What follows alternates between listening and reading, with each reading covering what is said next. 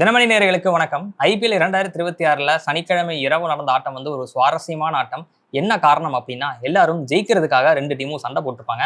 ஆனா நேற்றைய ஆட்டத்துல மட்டும் என்ன ஒரு மாறுபட்ட விஷயம் அப்படின்னா, யாரை தோக்கிறது அப்படின்ற ஒரு பெரிய போட்டியே நடந்தது. அதுல வந்து கடைசியா சிஎஸ்கே வந்து தோற்று ஜெயிச்சிருக்காங்க அப்படின்னே சொல்லலாம். ஸோ இந்த ஆட்டத்தை பத்தின ஒரு சின்ன ரிவ்யூ தான் வந்து நானும் தமிழும் இந்த வீடியோல பேச போறோம். பார்க்கலாம்.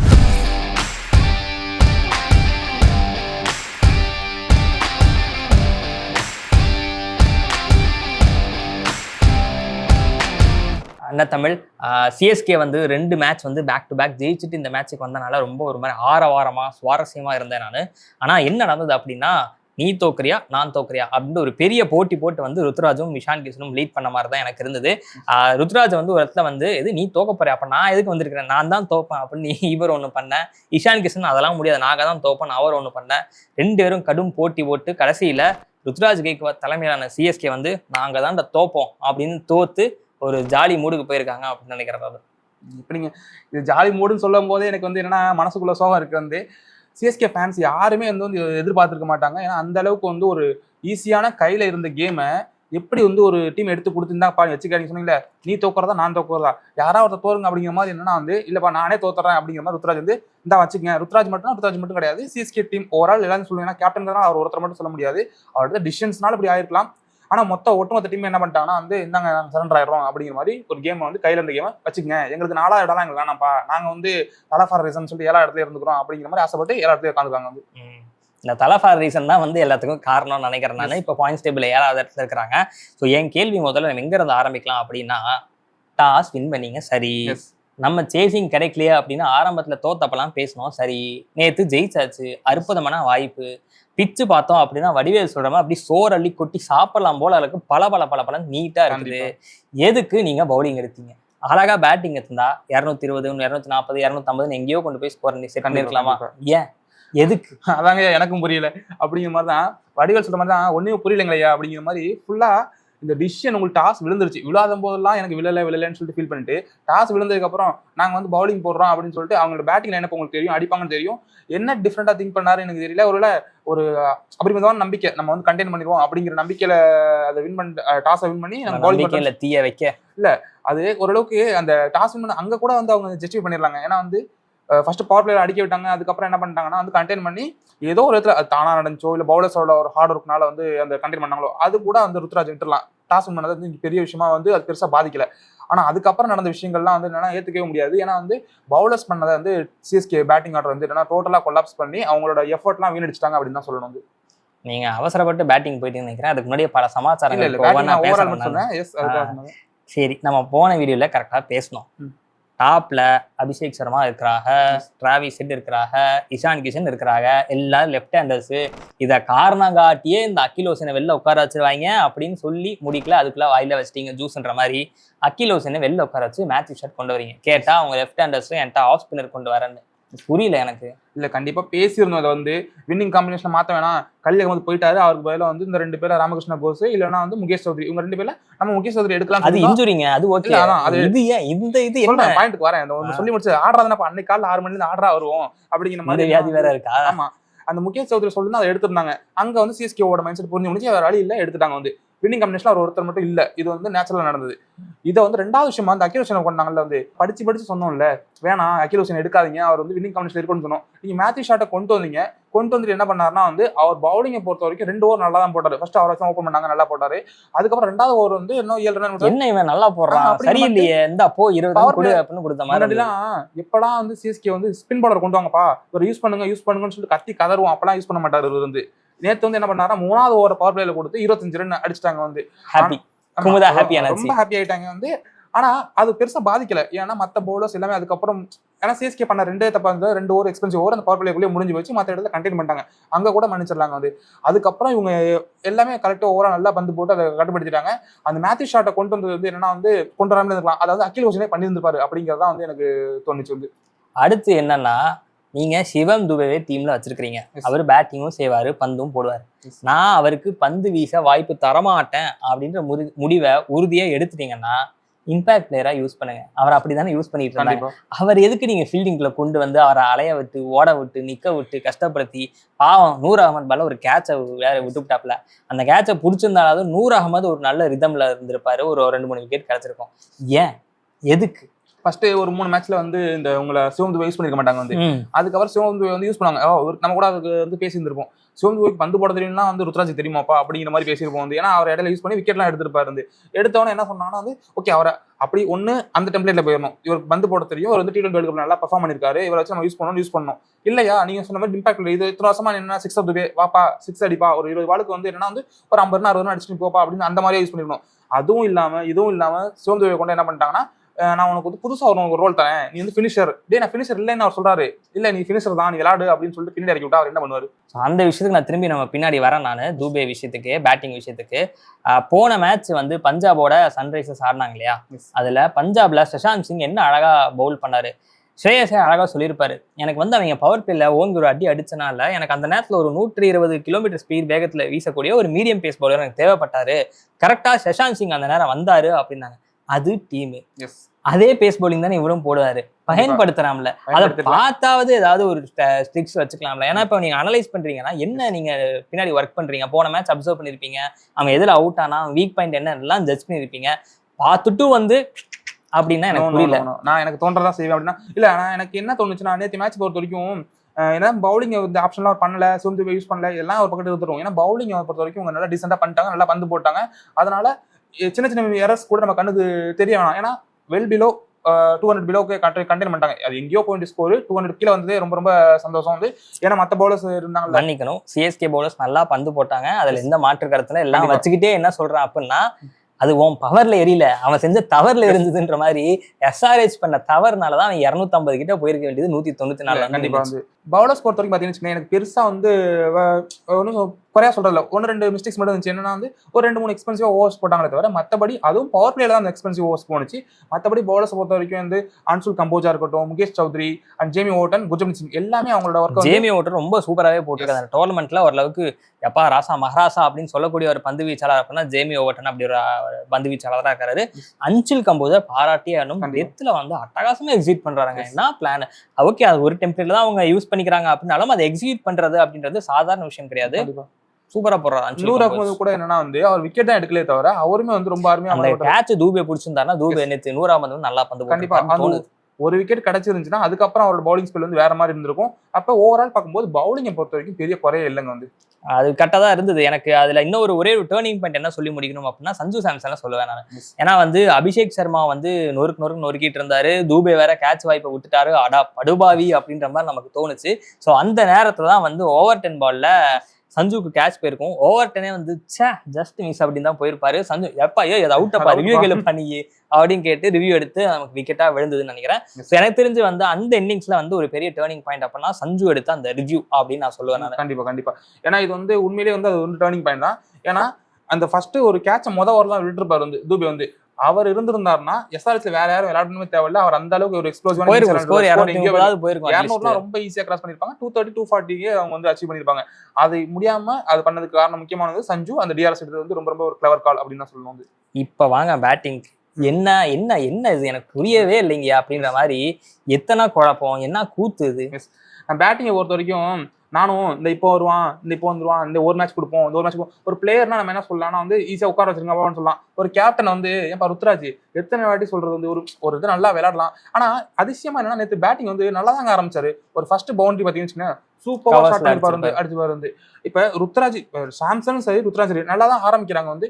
சஞ்சு வேற எனக்கு தெரிஞ்சு அவுட் ஆயிருப்பான்னு தோணுச்சு. ஏன்னா அது வந்து புல் ஷாட் வந்து மிடில் பேட்ல படல, ரொம்ப ஹை ஆன் பேட்ல பட்டுச்சு. அது எப்படியோ தப்பி தவறி அந்த பவர்ல போச்சு. சஞ்சுவோட பவர் என்னன்றது அதுல இருந்து தெரியுது. அது கரெக்டாலாம் மீட் ஆகல. அது நல்ல டெம்ப்ளேட் வேற. ஏன்னா ஆர்ச்சர் வந்து பலமுறை இந்த மாதிரி பாடிக்கு டைட்டா போட்டு புல்லடி போட்டு அங்க ஃபீல்டு நிக்க வச்சு கேட்ச் ஆயிருக்காரு. அதே மாதிரி அங்க ஃபீல்டு நின்று இருப்பாரு. சஞ்சுவோட பவர்னால தப்பிச்சுதான். கண்டிப்பா அதுல ஃபீல்டு நின்று இருந்தாரு. கேட்ச் பிடிச்சிருந்தா அப்பவே மேட்ச் வந்து வேற மாதிரி மாறி இருந்திருக்கும். ஆனா அவர் ரொம்ப நேரம் நீடிக்கிறா. அடுத்த ஓவர்ல என்ன பண்றாரு, நிதிஷ்குமார் ரெட்டி வந்து ஒரு பிரேக் த்ரூ கொடுத்தாரு. சொன்ன மாதிரி ருத்ராஜ் கெய்க்வாட் பாத்தீங்கன்னா வந்து அவர் நல்ல ஒரு ஃபர்ஸ்ட் பவுண்டரி எடுக்கும்போது நல்ல ஒரு ஸ்டார்டிங் கொடுத்தாரு. ஓகே இன்னைக்கு நம்ம சொன்ன எதிர்பார்த்த அண்ணாலும் இதுதானா அப்படிங்கிற மாதிரி இத்தனை மேட்ச் விளையாடல, இன்னைக்கு வந்து விளையாண்டுருவாரு. அந்த பெரிய நாக் அரௌண்ட் கார்னர்னு சொன்னதெல்லாம் வந்து பழிக்க போகுது அப்படின்னு ஒரு நம்பிக்கையில இருந்தோம். ஆனா அதெல்லாம் எதுவும் இல்லை அப்படிங்கிற மாதிரி அவர் அகைன் வந்து ஃபெயிலியர் ஆயிட்டாரு. சஞ்சு சாம்சன் ஆடினதுக்கு அப்புறம் மேட்ச் பாத்தீங்கன்னா ஆயுஷ் மாத்திரை உள்ள வந்திருப்பாரு, பவர் வந்துட்டாரு, கேம் அப்படியே எலிவேட் ஆச்சு, வேற லெவல்ல வந்துச்சுங்க. சிஎஸ்கேவாது அப்படிங்கிற அளவுக்கு சூப்பரா பேட்டிங் ஆடிட்டாங்க. 3.5 ஓவருக்கு 50 ரன் கிராஸ் பண்ணிட்டாங்க வந்து. சிஎஸ்கே இப்போ பவர்ஃபுல்லா விளையாடுவாங்களா, பவர் பிளே பண்ணா விளையாட தெரியுமா அப்படிங்கிற அளவுக்கு ரொம்ப ரொம்ப நல்லா விளையாண்டுருந்தாங்க.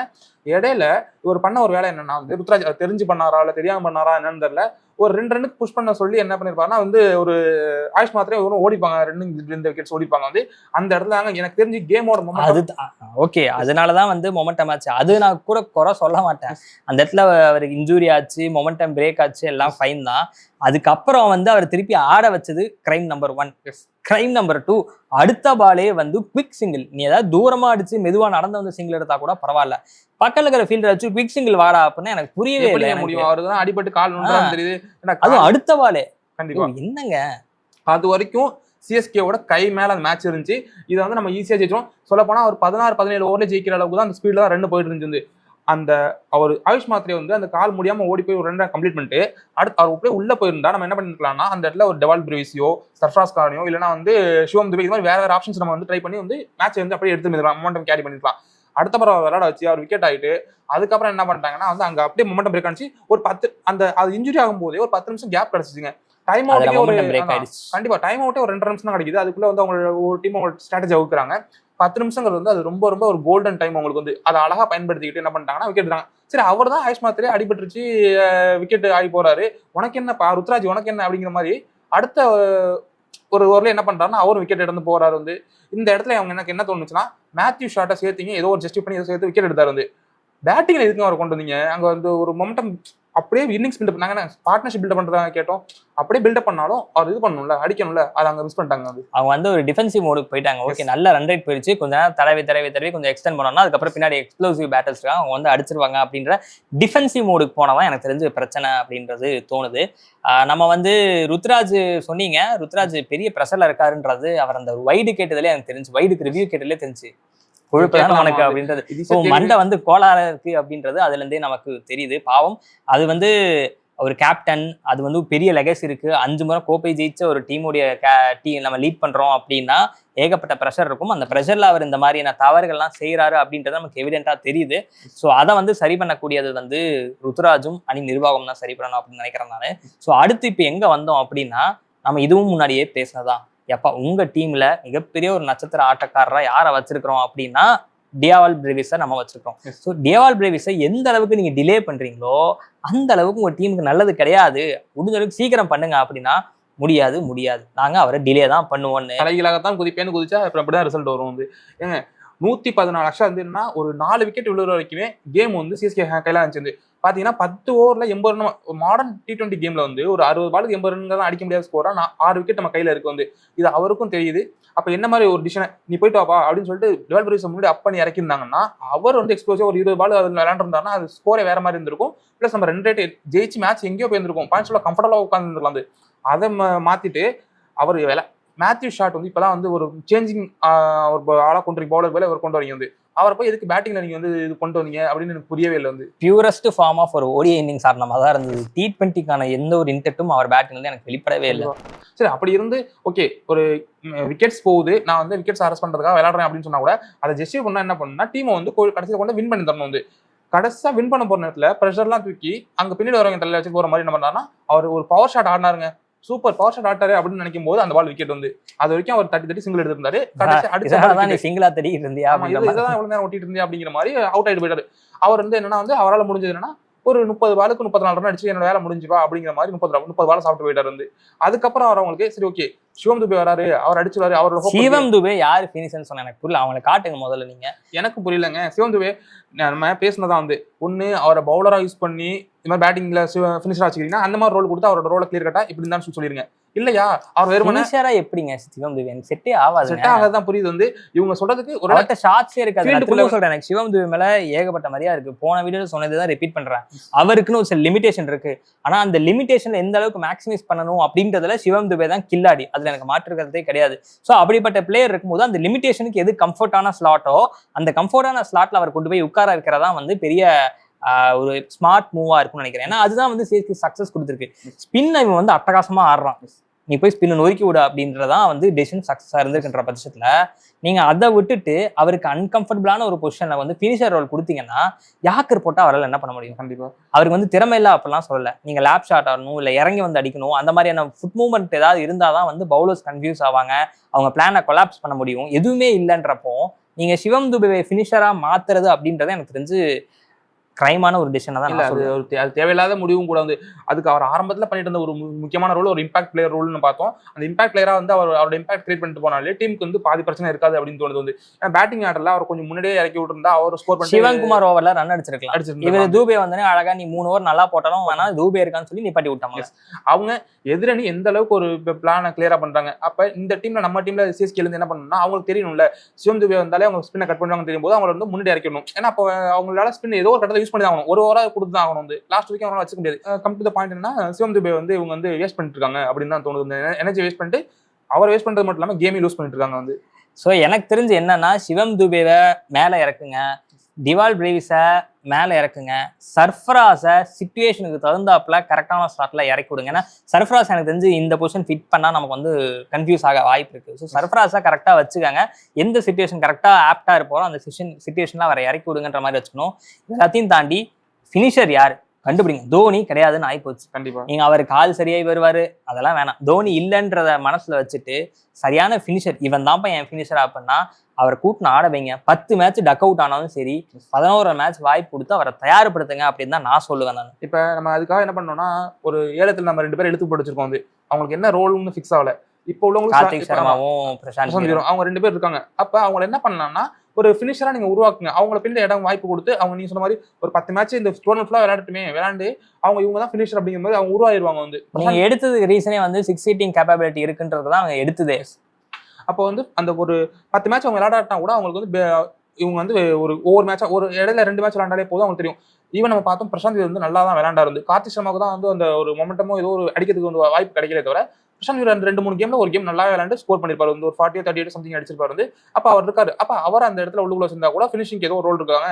சிவம் துபே முன்னே விளையாண்டுவாருன்னு சொல்லலாம். வந்து அப்ப அதையும் இவங்க ட்ரை பண்ண மாட்டாங்க. பினிஷருங்கிற தனியான ஒரு ஸ்லாட்டை வந்து அவங்க வந்து புக் பண்றதுக்கு வந்து இவங்களை இவ்வளவு கோடி கொடுத்து இழுத்து போட்டு ஏன் அந்த பினிஷிங் ரோல வந்து எடுக்க மாட்டாங்க அப்படிங்கிறது புரிய மாட்டேங்குது. ஓவரால் பாத்தீங்கன்னா ஒரு பேட்டிங் பொறுத்த வரைக்கும் நேற்று வந்து அட்டர் ஃபெயிலியரா வந்து ஓவரால் கொலாப்ஸ் பண்ணிட்டாங்க அப்படின்னு தான் சொல்லணும். ஸோ ஒரு வழியா வந்து இந்த மாதிரியான தவறுகள்லாம் செஞ்சு பாத்தியா நாங்க நினைச்ச மாதிரியே தோத்துட்டோம் அப்படின்னு சொல்லி சிஎஸ்கே தோத்து முடிச்சுட்டாங்க. இன்னொரு பக்கம் எஸ்ஆர்ஹெச் பத்தி நம்ம பேசாமலே இருக்கக்கூடாது. அவங்க வந்து ஆக்சுவலி நிறைய இடத்துல வந்து உண்மைக்கு வந்து அவங்க இந்த கேமை ரொம்ப கம்ஃபர்டபுளா ஜெயிச்சிருக்க வேண்டிய ஆட்கள் தான். 230-240 போயிருக்க வேண்டிய ஸ்கோரை 194 முடிச்சதாகட்டும். 18 ஓவர் வந்து போச்சு. இதுக்கப்புறம் லியன் லிவிங்ஸ்டன் எதுக்கு நீங்க உள்ள கொண்டு வந்தீங்கன்றதும் எனக்கு புரியல. 2வது ஏன்னா அவங்க டாஸ்லயே என்ன சொல்லியிருப்பாரு அப்படின்னா மதுஷன்கா அந்த ஸ்ரீலங்கனுடைய லெஃப்ட் ஆம் பவுலர் ரொம்ப சூப்பரா பவுல் பண்ணாரு. பால்லாம் ரொம்ப இன்ஸ்விங்லாம் பண்ணுவார். அவர் எனக்கு ரொம்ப பிடிக்கும் அவரை. ஸோ அவரை தான் கொண்டு வரதா வந்து சொல்லியிருந்தாரு இஷான் கிஷன். அவர் இருந்திருந்தாருன்னா நல்லா இருந்திருக்கும். பவுலிங் ஆப்ஷன் இன்னும் நல்லா இருந்திருக்கும், சூப்பரா இருந்திருக்கும் பார்க்கறதுக்கு. சிஎஸ்கே இன்னும் தடுமாறி இருப்பாங்க அப்படின்றது. அதை ஏன் மிஸ் பண்ணாங்க அப்படின்றது தெரியல. நிதிஷ் ரெட்டிலாம் விக்கெட் எடுத்தாரு. அதுக்கப்புறம் ஏன் அவர் உடனே அடுத்த ஓவர் தரல நிப்பாட்டினாங்க அப்படின்றது தெரியல. பவுலர்ஸ் ஃபீல்டிங் பொசிஷனுமே எனக்கு வந்து ஆயுஷ் மாத்ரி அவன் தான் அங்கதான் அடிக்கிறான்னு தெரியுதுல, நீ ஏன் இன்னும் இந்த பக்கம் ஃபீல்டர் நிக்க வச்சிருக்கேன்றதே எனக்கு புரியல. அதை நீங்க பாத்தீங்கன்னா பாயிண்ட்லயும் ஸ்கொயர்லயும் தான் வச்சிருப்பாங்க. அவர் அழகா மிட் ஆஃப் மேல தூக்கி அடிச்சிட்டு இருந்தார். அதை உடனே மாத்துறதுக்கு தயங்கினதாகட்டும். இஷான் கிஷன் கீப்பிங் மேல சரி ஏதாவது பந்து வீச்சாளர் பக்கத்துல இருந்து பேசிட்டு இருப்பாருன்னா அதுவும் பேசல. அவர் எங்கேயோ பாயிண்ட்ல நின்றுகிட்டு இருந்தாரு. ஒரு சில விஷயங்கள்லாம் பண்ணாருனாலுமே கூட எனக்கு இன்னும் அந்த டீம் வந்து பெட்டரா பண்ணிருக்கலாம் அப்படின்றது தோணுச்சு. சிவங்குமார் நல்லா போட்டாரு. அவர் 3 ஓவர் போட்டு நிப்பாட்டிட்டீங்க. நல்லா போடாத பிரஃபுல் இங்கேவே 4 ஓவர் போடுன்னு சொல்றீங்க. எனக்கு என்னன்னா நீங்க சொல்லும் போது எனக்கு என்ன தோணுதுன்னா இவ்வளவு தப்பு பண்ணியுமே நம்ம தோத்துட்டோமா அப்படிங்கிற மாதிரி எனக்கு என்ன ஆச்சரியமா இருக்கு. வந்து சொல்ற மாதிரி நீங்க இதெல்லாம் வந்து கண்டிப்பா ஒரு ஸ்ட்ராங்கான டீம்கிட்ட இன்னும் வந்து அவங்க அட்வான்டேஜா அடிக்கக்கூடிய டீம்கிட்ட வந்து இதெல்லாம் பண்ணியிருந்தா நல்லா எக்ஸ்போஸ் ஆயிருக்கும். வந்து நேற்று சிஎஸ்கே அடிச்ச ஸ்கோர் எவ்வளோ? சிஎஸ்கே அடிச்ச ஸ்கோர் வந்து சம்திங் 194 195 எடுத்தா வேணும். 194 சிஎஸ்கே வந்து 184 அடிச்சாங்க. 10 ரன் வித்தியாசத்துல தோத்துட்டாங்க. அந்த 184 ரன்ல 17 run extra, 15 wide 2 no ball. Sunrise பத்தி பேசணும்னா பவுலிங் இவங்கலாம் நல்லா பண்ணாங்கன்னு பார்த்தோம். எல்லாருமே சரி. அந்த பிரஃபுல் ஹிங்கே மட்டும் இவ்வளவு சொன்னக்கு அப்புறம் இவங்க நல்லா பண்ணாங்கன்னு பார்த்தோம். உண்மையிலுங்க அவங்க இவ்வளவு சொன்னாலும் அவங்க சைட்ல இருந்து அவரு எஸ்ஆர்எஸ் கேப்டன் என்ன பண்ணிருப்பாருன்னா கிரிட்டிஸ் கொடுக்காம இருக்க முடியாதுல்ல. அது அவர் தப்பா பண்றாரு, டிசிஷன் எடுக்கிறாரு எடுக்கலங்கிறத தாண்டி போஸ்ட் மேட்ச் அவர் என்ன சொல்லியிருந்தாருன்னா இவங்கெல்லாம் நான் நெட் ஸ்டேஷன்ல ரொம்ப நிறைய பார்த்துருக்கேன். இவங்க எவ்வளவு ஹார்ட் ஒர்க் பண்றாங்க அப்படிங்கிறத என்னால பார்க்க முடிஞ்சு. எங்க டீம்ல நிறைய லாட் ஆஃப் யங்ஸ்டர்ஸ் இருக்காங்க, அவங்க ரொம்ப நல்லா பண்றாங்க. அதான் இங்க கேம்ல வந்து அவங்களுக்கு வந்து ஹெல்ப் பண்ணிருக்கு அப்படிங்கிற மாதிரி சொல்லியிருந்தாரு. இவன் வந்து இந்த யஷன் மலிங்கா அவர் என்ன பண்ணிருப்பாருன்னா ஃபர்ஸ்ட் 10 ஓவருக்கு எப்படி இந்த விக்கெட் ட்ராக் இருக்கும்னு எங்களுக்கு தெரியும், அதுக்கப்புறம் 10 ஓவருக்கு அப்புறம் எப்படி மாறுங்கிறது எங்களுக்கு தெரியும், அதை வச்சு தான் நாங்கள் ரொம்ப கான்ஃபிடென்ட் இருந்தோம், அது எங்களுக்கு வந்து ஹெல்ப் பண்ணுச்சு அப்படின்னு சொன்னார் வந்து. பிரபுல் இங்கே ஃபர்ஸ்ட் மேட்ச் வந்து அவர் ஒரே ஓவரில் 3 விக்கெட் எடுத்தார் அறிமுக போட்டியில். அது இங்கே வந்து அவருக்கு இதாகல, அவருக்கு வந்து ஒரு எக்ஸ்பென்சிவான ஸ்பெல்லாக போச்சு, 60 ரன் என்னமோ அடிச்சிட்டாங்க வந்து. ஆனால் இன்னொரு பவுலர் இருக்காரு சஹிப் ஹுசைன் வந்து, அவர் வேற லெவலுங்க. ஃபர்ஸ்ட் பால் அப்படியே போட்டு என்னன்னா பவுண்டரி போயிடுச்சு வந்து, இல்லை ஒய்டு போய் பவுண்டரி போயிடுச்சு. அதுக்கப்புறம் அவர் கம்பேக் கொடுத்து போட்டதெல்லாம் வந்து சூப்பர் ஸ்பெல்லு. யாக்கர்ஸ் வந்து நெயில் பண்ணாங்க, சாமியா பந்து போட்டாங்க. எங்க பவுலர்ஸ் நல்லா போட்டாங்க, அது குறையில 15 வைடு போட்டும் எல்லாம் போட்டும். பட் அவங்களை எப்படி நம்ம வந்து தயார்படுத்துறோம் அப்படின்றதுல தான் இருக்கு. ஸோ அதுல தான் வந்து மிஸ் பண்ணிட்டோம். ஏன்னா அவங்க வந்து ரொம்ப எக்ஸ்ட்ரீம் ப்ரெஷர் சிச்சுவேஷனை கொண்டு போய் நீங்க யங்ஸ்டர்ஸ் கொண்டு போய் கொடுத்தீங்க அப்படின்னா அவங்க அடி வாங்குறதுக்கு சான்ஸ் இருக்கு. முடிந்த அளவுக்கு அவங்க அடி வாங்குறத நீங்க தடுத்தாலே, அதாவது நீங்க டீம் மேனேஜ்மெண்ட்டா ஒரு கேப்டனா வந்து இவன் அடி வாங்குறத பெருசா தடுத்தாலே போதும், அவங்ககிட்ட இருந்து நல்ல பெர்ஃபார்மன்ஸ் வந்துரும் அப்படின்றது ஒரு வகையான ஸ்ட்ராட்டஜி. அந்த விஷயங்கள் கொஞ்சம் மிஸ் பண்ணிட்டோம் அப்படின்ற மாதிரிலாம் தோணுச்சு. பட் இருந்தாலும் பரவாயில்ல. அதான் நம்ம எஸ்ஆர்ஹெச் சொன்ன மாதிரி எஸ்ஆர்ஹெச்சும் நாங்க தான் தோப்போம் அப்படின்னு போட்டி கொடுத்தாங்க. ஆனா அதை வந்து கடைசிக்கு அவங்களால அதை சஸ்டெயின் பண்ண முடியல. சிஎஸ்கே தான் வந்து நாங்க தான் தோப்போம் அப்படின்னு சொல்லி ஜெயிச்சிட்டாங்க. அதுல கடைசியில சிஎஸ்கே வந்து இப்படி ஒரு ஜோக்கர் ஆக்கிட்டீங்க வந்து. நாங்க வந்து எப்படி ஒரு டீம் என்ன விளையாடுறோம் இல்லங்க, இப்பதான் இல்லங்க பேக் டு பேக் வின் பண்ணி நாங்க நேத்துலாம் தேர்ட் வின் ஜெயிக்கிறோம். ஓப்பனா இப்ப கேட்க இந்த டாபிக் எல்லாரும் பேசிட்டு தான் இருக்கிறோம். நம்ம சிஎஸ்கே பேக் டு பேக் ஜெயிச்சது, நாங்க பேக் டு பேக் ஜெயிச்ச வின் வந்து உங்களுக்கு கன்வின்சிங் வின்னா இருந்தா அந்த வின் பாக்குறப்போ டீம் ஜெயிச்சுடா. நீங்க பஞ்சாப் ஜெயிச்சா அவன் அந்த கேம் எப்படி ஆடினா, அவன் எப்படி அந்த கேமை சஸ்டெயின் பண்ணி கொண்டு போனா, அவன் எப்படி வின் பண்ணா அப்படின்னு முடியறப்போ உங்களுக்கு ஒரு ஃபீல் இருக்குல்ல. ஆர்சிபி ஜெயிச்சா அவன் எப்படி எதிர நீ அடிச்சு வீழ்த்தினான்னு ஒரு ஃபீல் இருக்குல்ல. அந்த ஃபீலிங் வந்து சிஎஸ்கே அடிச்சு முடிச்ச அப்புறம் இருந்ததா எனக்கு, நான் ஓப்பனா சொல்றேன், பெரும்பாலான சிஎஸ்கே ஃபேன்ஸ்க்கு என்ன இருந்திருக்குன்னா, ஒரு வழியா ஜெயிஸ்தானடா அந்த மொமெண்ட் தான் இருக்கும். என்ன அடி பாத்தியா அந்த மொமெண்ட், அந்த ஒரு கேம் வந்து சிஎஸ்கே இந்த வரைக்கும் வெளிப்படவே இல்லை. ஸோ அது வந்து வரும் நம்புவோம், அந்த காலம் தான் பதில் சொல்ல வந்து. என்னன்னா அது இப்படி சொல்ல முடியல. லைக் டிரான்சிஷன் பீரியட்னு சொன்னோம்ல வந்து, நிறைய பிளேயர்ஸ் மாறி இருக்காங்க. கோச் சொன்னது வந்து அவர் சொன்னது உண்மைதான் வந்து, அது டிரான்சிஷன் நிறைய மாறி இருக்காங்க.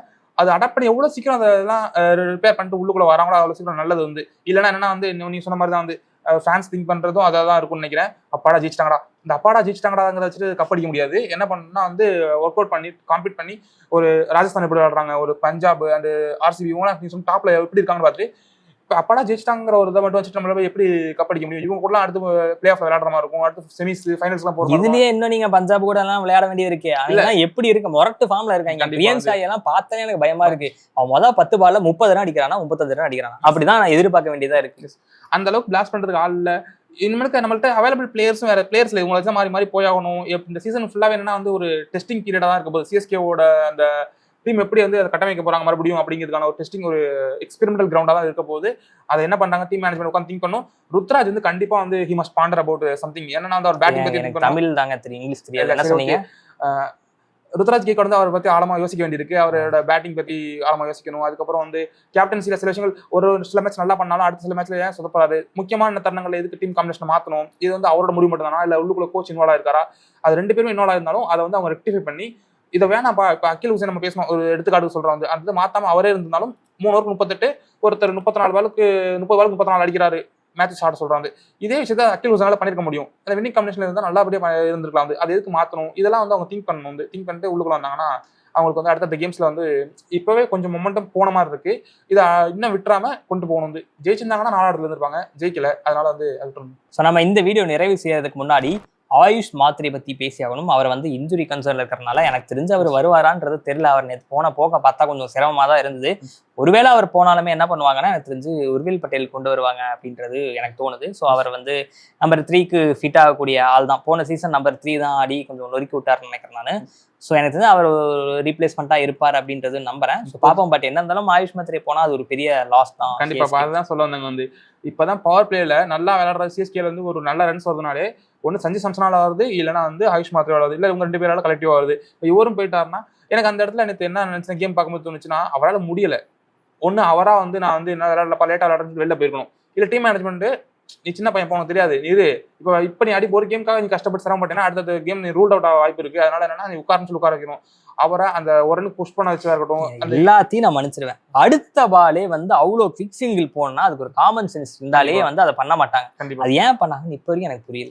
கண்டிப்பா இது வந்து அவரை ரூல்ட் அவுட் பண்ணுங்கிறது தெரிஞ்சு சிஎஸ்கே ஏன் இது வந்து கொஞ்சம் பேராசப்பட்டாங்களோ, அவர் நின்றுட்டாரு, இன்னும் ஒரு 2 ஓவர் பவர் பிளே முடியாது, இன்னும் 2 ஓவர் இருக்கு, அடிச்சு கொடுத்துட்டோமோ அப்படிங்கிற தாட் ப்ராசஸ் அதுதான். அது நீ ஓட வைக்காம இருந்திருக்கணும். கண்டிப்பா வந்து அந்த இடத்துல தப்பு பண்ணிட்டாங்க. இது வந்து பார்ப்போம், அவருக்கு வந்து இன்ஜுரியால ரூல்ட் அவுட் ஆறாரா இல்ல சின்ன இன்ஜுரி திரும்பி வந்துருவாரா அப்படிங்கிறத பார்க்கணும். மேக்ஸிமம் ரூல்ட் அவுட் ஆக தான் சான்சஸ் இருக்கு அப்படின்னு சொல்லிட்டு இருக்காங்க.